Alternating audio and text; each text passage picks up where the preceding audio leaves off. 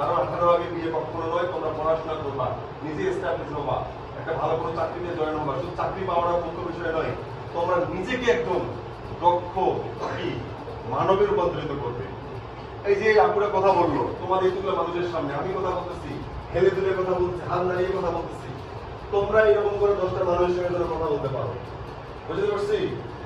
তোমরা নেতৃত্ব দিবা, তোমরা স্বপ্ন দেখবে বাংলাদেশটাকে নিয়ে। বুঝা গেছে? কিন্তু ভয় ভীতি কাজ করছে, 10টা মানুষের সামনে কথা বলতে পারছি না।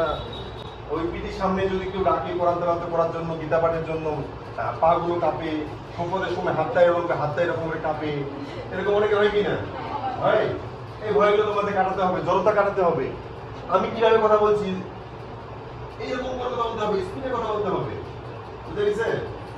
সাংবাদিক যেন টিভিতে যে সংবাদ করে দেখবা তো এতগুলো যে টিভি চ্যানেল আছে, নারী সাংবাদিক বেশি না পুরুষ সাংবাদিক বেশি? কি বলছো? নারী সাংবাদিক সবচেয়ে বেশি। দেখো ওরা কি সুন্দর করে স্ক্রিপ্ট সামনে ভাসতেছে, কম্পিউটারে দেখতেছে, পড়তেছে, আর সংবাদগুলো পাঠ করতেছে, শুনতেও ভালো লাগতেছে। ওনাদের চোখের চাহনি যদি এসএসসি রেজাল্টের সংবাদ দেয়, হাসি মুখ নিয়ে সংবাদ দিচ্ছে।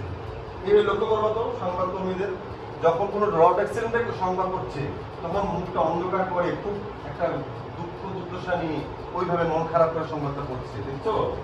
নারীরা কিন্তু এখন দেখো দেখি ওই নারীগুলো তোমাদের হতে হবে। এখান থেকে 5 জন 10 জন ওই সংবাদ উপস্থাপিকা হতে হবে। পারবে? পারবে কখন? যখন তোমরা স্বপ্ন দেখবা সাংবাদিকতার জায়গায় ওই রকম স্মার্ট নারী তৈরি হবে নিজেকে তৈরি করো। বুঝে গেছে? এই কোনো মতে মেট্রিক পাস করলা, তারপরে কি হলো?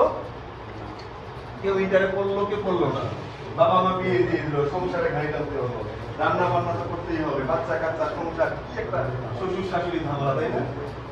ভাবছো ওই সময়টা তোমাদের নিয়ে? যে পরিবারে যে বাবা মায়ের কাছে বড় হয়েছে, সে বাবা মাকে ছেড়ে অন্য একটা পরিবারে যেতে হবে। ভাবছো?